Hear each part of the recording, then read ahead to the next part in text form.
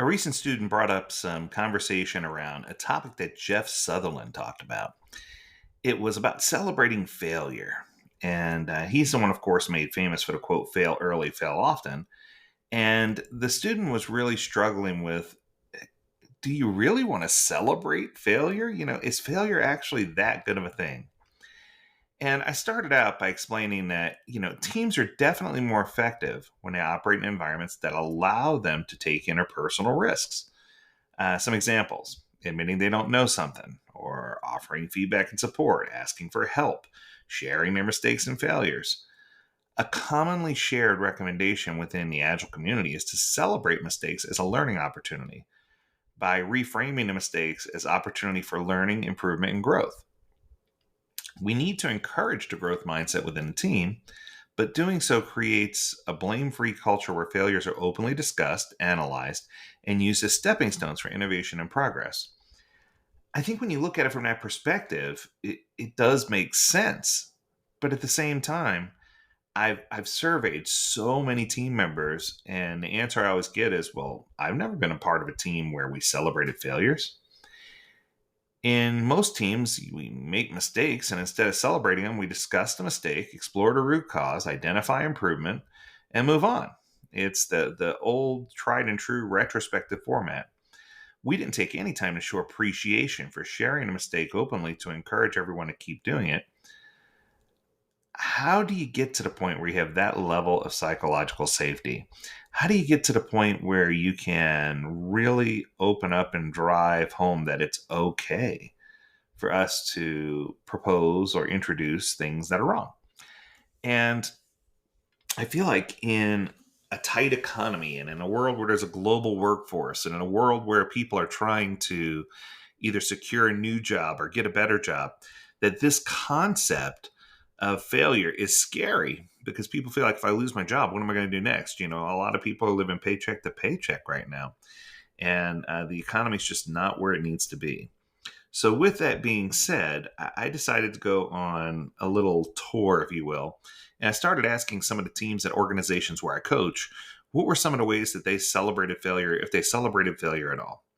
Now, I was disappointed, and I am disappointed to report that many of the organizations, a lot of them, said they don't celebrate failure at all. They just, if they fail, it goes straight to the retrospective format. What caused this? What can we do to make it better? Kind of thing, which I understand, but at the same time, I don't think is the right approach.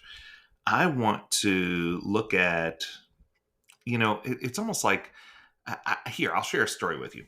So I had one company that I was working with who remained unnamed because I don't want this to sound terrible.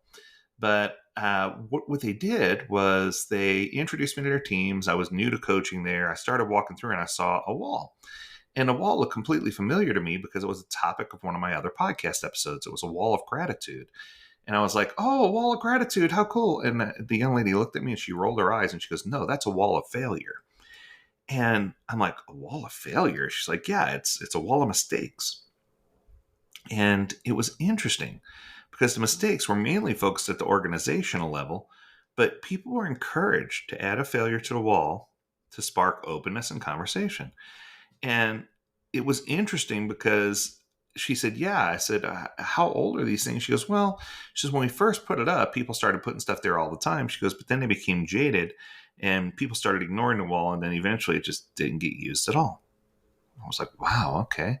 So then I talked to another group and they actually said that in their retrospectives, they added a slot, if you will, or a place to talk about failure from a perspective of how did this learning opportunity, positively impact what we're trying to do. And I thought, wow, that's also a great idea. But then I was quickly shunned and said, no, that was a terrible idea because it forced people to feel really uncomfortable talking about their failure. And then a light bulb went on for me.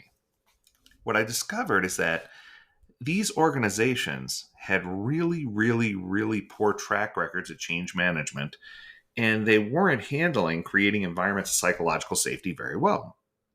So I went on to ask myself, what do we need to do as trainers, as coaches, as tech leads, as dev leads inside of an organization? What do we need to do to increase transparency and to get people to really understand that it is not only perfectly okay, but encouraged to get to the root of failure as quickly as we can. Because the whole deal about the fail early, fail often quote, let's rewind for a moment, is that if you fail at all, early, often, or not so often, if you don't learn from the failure, if you make the same mistake over and over again but expect a different result, that's the definition of insanity. And I think that too many people don't realize that they're seeking insanity instead of seeking an opportunity for growth. And this has a lot to do with the concept of having a growth mindset. If you can get to the point where you have a growth mindset and your team members believe that what you're trying to do and what you're trying to instill is going to help them, and that leadership's not going to come down on them, and that over time they're going to have learning opportunities and experiences that are not only just going to help them grow as an individual, but help the organization grow and help everybody be on the same page, people can get excited about failure. Now, I have yet to come across an organization that throws a party every time someone fails, or gives away prizes when people fail. But I have been in an organization where they celebrated how early they discover things. We want to thank Jim for giving us this information so early, because if we would have waited longer, it would have been a lot more difficult to course change, and it would have been more expensive, more costly to correct.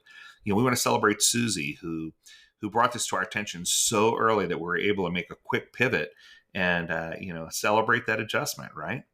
And sometimes, here's the fun part, these people could be talking about their own work. So it's not like it's just limited to, I could self-report, hey, I screwed up, but guess what? We're going to make it right. And I think that that's the key. So the two key messages here is, one, failure is okay, right? And two, you don't have to be too creative about what you do. I mean, don't get me wrong, it's perfectly fine to be creative, but you don't have to get super creative. Instead of trying to get super creative, try to be super good at creating the environment of psychological safety and creating a container where everyone feels like they have a safe space for radical candor. If you can get there, that's what's going to make the difference. That's going to do it for this episode. I hope you enjoyed it. If you have a topic you want us to discuss, learn more at AgileDad.com. We'd love to hear from you. As always, we encourage you to stay healthy, stay well, and stay agile, my friends. Until next time, do take care.